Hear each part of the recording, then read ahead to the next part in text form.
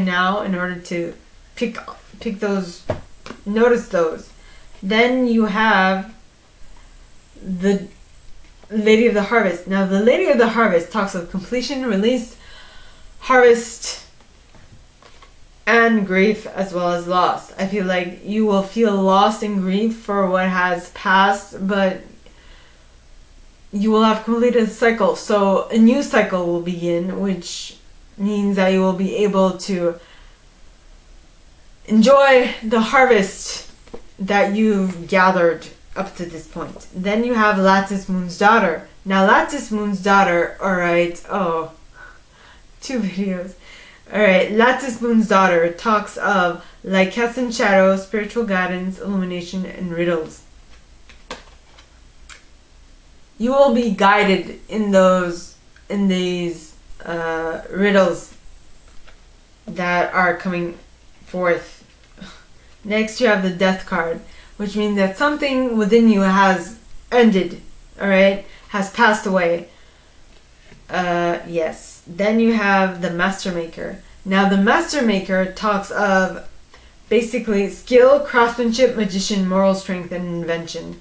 So you've reinvented yourself here by being able to tap into new things, right? Because you now know how to take care of yourself because of the gloomy doom. Yep. Because you went through a period of self-defeat, self-destruction, self-pity, but now you know how important it is to take care of yourself. Then you have the Rar card. Now the Rar card talks of wild energy, pure potential, which means now that you notice that you left your past behind, you now know what you need to do in order to get to where you want to get to where you need to get to. You know what you need to do to utilize the full potential, your full potential to get there. Next you have the Ecstasis card. Now the Ecstasis card talks of ecstasy, joy, rapture, and motivation. So this is basically saying that you are now in a new stage of your life because another one ended. And this is why you need to communicate clearly and accurately what it is that you want to create to yourself. Because Arvel Parrot, this is Arvel Parrot, talks of communication. Right?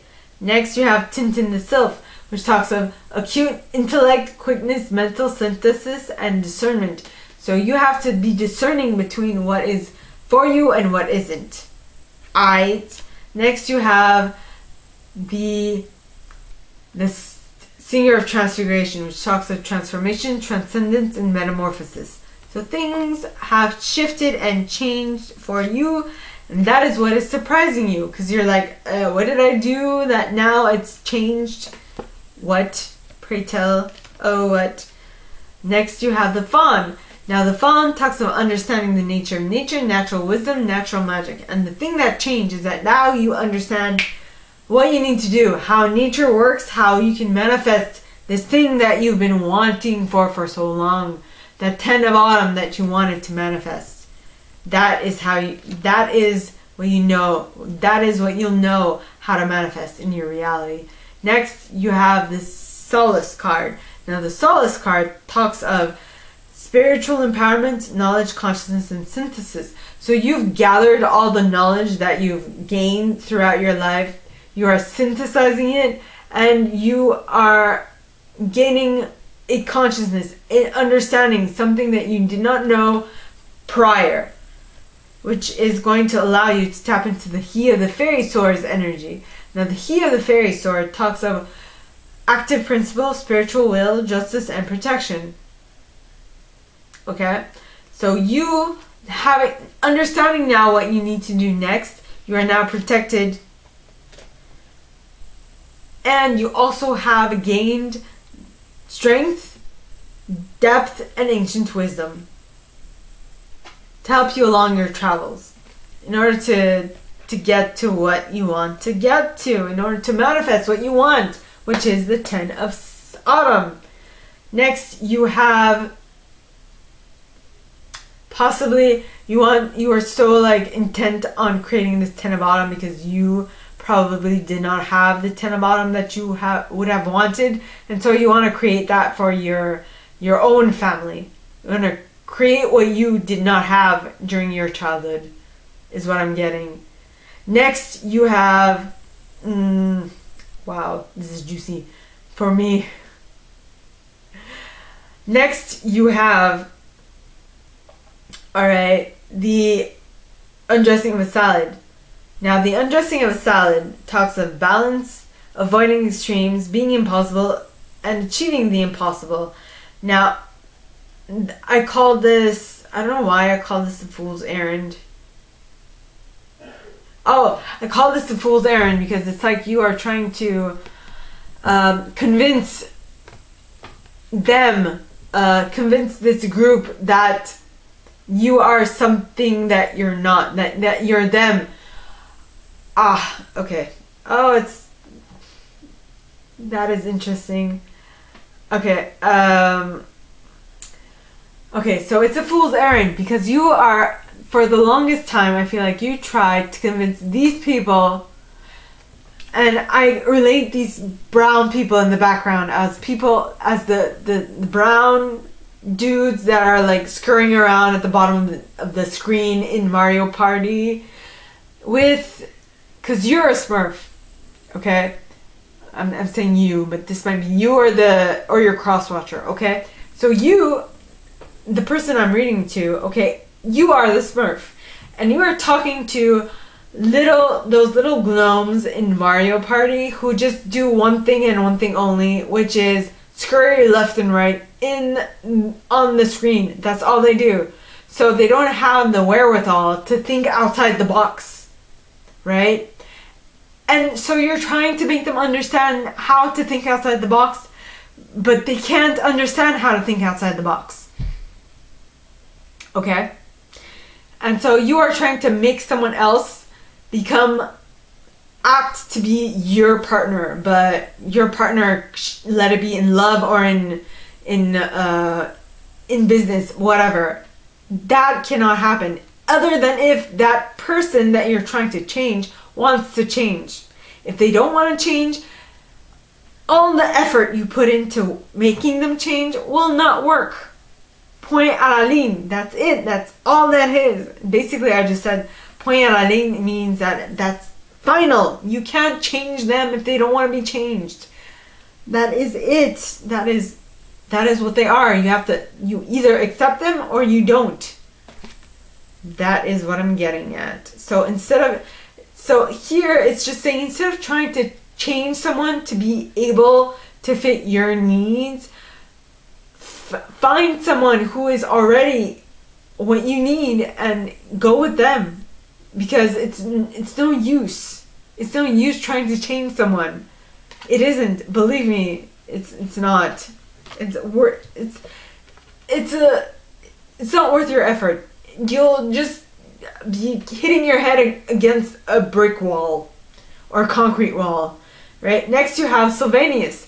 Now Sylvanus talks of truth, cutting through deception, and clarity. So I feel like I did that whole spiel, okay? And that whole spiel was basically telling you that is what you're going to understand. After hitting your head against the concrete wall for long enough, you will see that there's no use in trying to change someone else to fit what you need. And that what you absolutely need, which is you cutting through deception and gaining clarity, the clarity is you just need to find the person who already is what you want and what you need in order for you to just happily and easily go to what you want to get to, which is the Ten of Autumn. Without having to go, you are trying to do this instead of just doing this, right?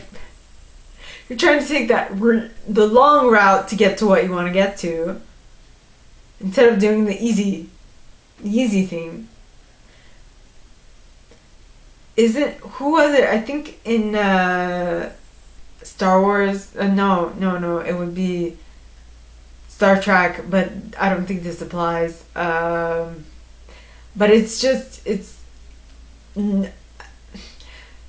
I think you are basing yourself on what other people have done for eons.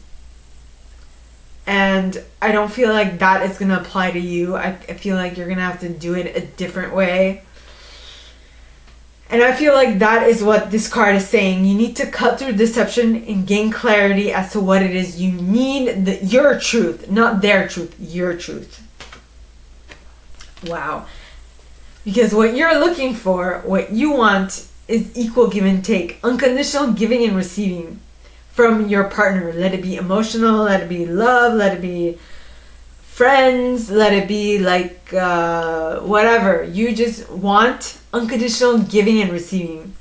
And so don't go and ask for help from people who have conditional giving and receiving, because that is not what you want. Okay?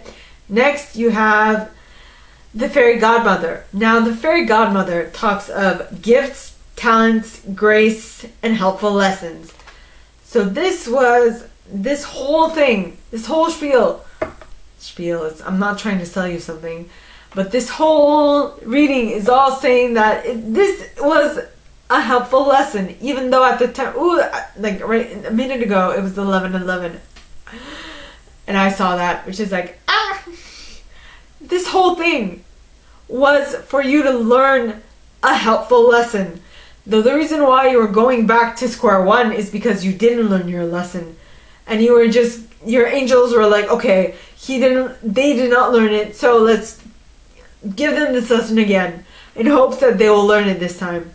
And it happened again, and again, and again, and again, and again, until you broke your habit.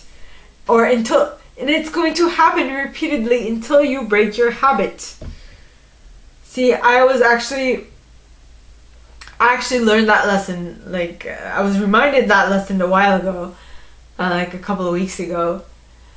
And I made the same mistake again that I always do. I went to the guy that, like, attracted me. And even though, instead of going with the guy that was, like, wanting to talk to me, until at some point I was just like, okay, there's no interest from this guy, so I'm just gonna let him be, and I'm gonna go and talk to the people who want to talk to me. And that's when things actually got interesting. That's when, well, my night was interesting before, but they just got more friendly and more lovely. You know, I didn't feel like I was hitting my head against a brick wall. I actually felt like I was having a conversation, a discussion. I was having a co-creation rather than a confrontation. So my gorgeous Aquariuses, that is all that I have for you guys this week. If you like this, and if you would like me to go deeper into your specific situation, please contact me at the email in the box below, and it'll be my pleasure to assist. In that same box, you'll find a little description of this video and my price. Now, like this video, give it a thumbs up, subscribe to the channel if you haven't already, and click on that notification bell to be notified when I post new stuff, as well as leaving me a comment, because I adore comments. I read them all. I might not answer all of them, but I absolutely read them all. And with that being said, my gorgeous Aquariuses, I wish you guys all a very good week, and I'll see you next time, okay? Bye!